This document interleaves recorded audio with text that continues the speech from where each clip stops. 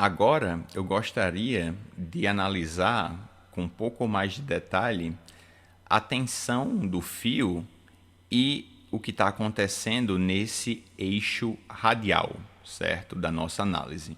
Eu falei nos vídeos passados que esse problema do pêndulo a gente poderia estudá-lo dividindo o movimento, né, do pêndulo em dois eixos. Um seria o eixo tangencial, certo? Que é esse eixo que é tangente à trajetória do pêndulo em todos os momentos, né, da trajetória.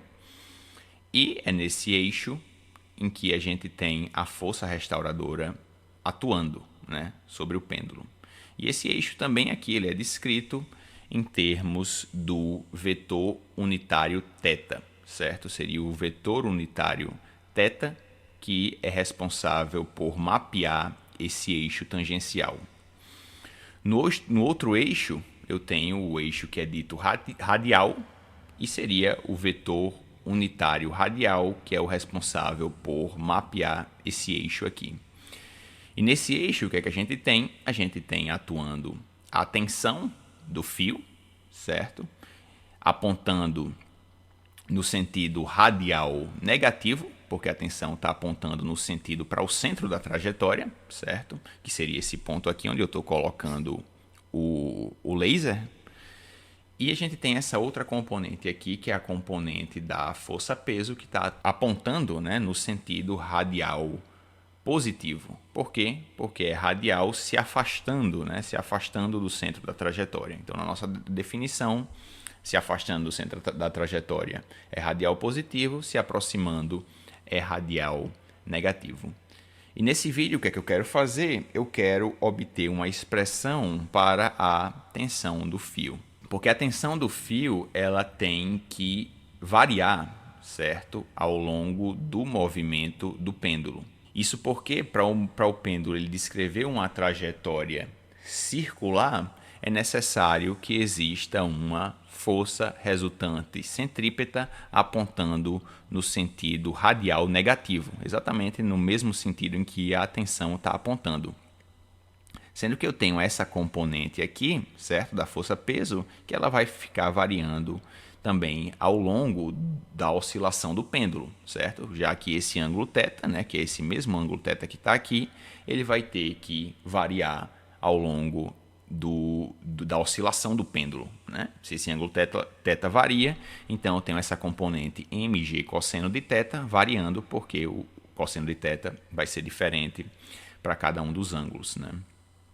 Então a tensão do fio ela tem que mudar de maneira que quando eu fizer a soma vetorial da tensão apontando para o centro da trajetória e essa componente apontando para se afastando do centro da trajetória, eu tenho que ter algo que aponta, né, o que é a chamada força resultante centrípeta, que aponta para o centro da trajetória. Então, a tensão do fio, em todos os momentos da oscilação, ela tem que ser, no mínimo, igual, certo? Ela vai ser, no mínimo, igual a essa componente aqui da força-peso, mas, na maior parte do tempo, vai ser maior, certo? Do que essa componente aqui da força-peso, como a gente vai ver quando obter a expressão para a tensão do fio. Então, o que é que eu tenho? Se eu for analisar, né, esse eixo radial, eu tenho que o eixo radial vai ser essa componente da força-peso, né, apontando no sentido radial positivo, se afastando do centro da trajetória. Então, é mg cosseno de θ menos a tensão do fio, que aponta no sentido radial negativo. Isso daqui vai ser igual a massa vezes a aceleração radial do pêndulo. Já que eu tenho uma trajetória, né, circular, eu tenho que ter uma aceleração radial que permite com que o pêndulo ele fique, né, ele se mantenha nessa trajetória circular. Então, o que é que eu vou fazer a princípio? Né? Eu vou trabalhar com essa expressão aqui. Se lembra, né? Essa daqui é da força restauradora. A gente já falou dela nos vídeos passados. Vou falar agora dessa expressão aqui, que é a da força radial, responsável por manter o pêndulo em uma trajetória circular. Então, a aceleração radial, ela tem essa definição, né? Tudo que aponta radialmente, se afastando do centro da trajetória, é positivo. tudo que aponta radialmente se aproximando do centro da trajetória é negativo. Como eu preciso, né, ter uma força resultante se aproximando do centro da trajetória, a essa força resultante está associada uma aceleração centrípeta também se aproximando, né, no sentido do centro da trajetória. Então a gente tem que ter cuidado com os sinais nesse momento, né? Porque se a aceleração radial ela é definida como positiva se afastando do centro da trajetória e eu preciso de uma aceleração se aproximando do centro da trajetória, então o que eu tenho que escrever é que a minha aceleração radial vai ser menos o módulo da aceleração centrípeta, certo? Porque a aceleração centrípeta seria essa aceleração que, por definição, vai apontar para o centro da trajetória e permite com que o pêndulo ele descreva essa trajetória circular. Então, a aceleração radial necessariamente vai ter que ser negativa. A aceleração radial vai ser menos o módulo da aceleração centrípeta e quem é o módulo da aceleração centrípeta é a velocidade do pêndulo ao quadrado dividido pelo raio da trajetória, que é o próprio comprimento do pêndulo, certo? Então, é um comprimento L. Tendo essa expressão aqui para a aceleração radial, o que é que eu tenho que fazer? Agora eu tenho que substituir nessa expressão aqui, tá certo? Para a força resultante radial. Então, eu vou ter que essa componente, né, da força-peso, mg cosseno de θ menos a tensão do fio, é igual a massa vezes a aceleração radial. O que é que eu vou fazer? Eu quero encontrar uma expressão para a tensão do fio, então eu vou isolar o T, certo? Nessa expressão. Vou passar o T, né, a tensão, para um dos lados da equação, para tentar isolá-lo. Vou passar para cá, para a direita, fica positivo. E esse termo aqui, m vezes aceleração radial, vou passar para o outro lado para ficar junto com esse termo aqui, tá certo? Então, quando eu mudar de lado, vai ficar negativo. Aí eu pego e giro essa equação para escrever a tensão, certo? De maneira isolada, escrevê-la do lado esquerdo e o resto vou escrever do lado direito. Então, a tensão, que está agora desse lado aqui sozinha positiva, é igual a mg cosseno de θ menos massa do pêndulo vezes aceleração radial, sendo que quem é a aceleração radial é o que eu obtive aqui em cima, né? Vai ser esse valor negativo, né? Menos v ao quadrado, que é a velocidade do pêndulo em cada um dos pontos da trajetória, né? V ao quadrado dividido pelo raio da trajetória, L. Quando eu substituir, tem que prestar atenção, né? Que eu tenho um sinal negativo aqui e eu tenho um próprio sinal negativo da aceleração radial. Quando eu substituir, eu vou ter que menos com menos, vai ficar mais positivo. Então, esse termo aqui, tá certo? Vai ficar positivo. E outra mudança que eu fiz daqui para cá, já que os dois termos eles têm massa, certo? Eu coloquei a massa em evidência fora dos parênteses, ok?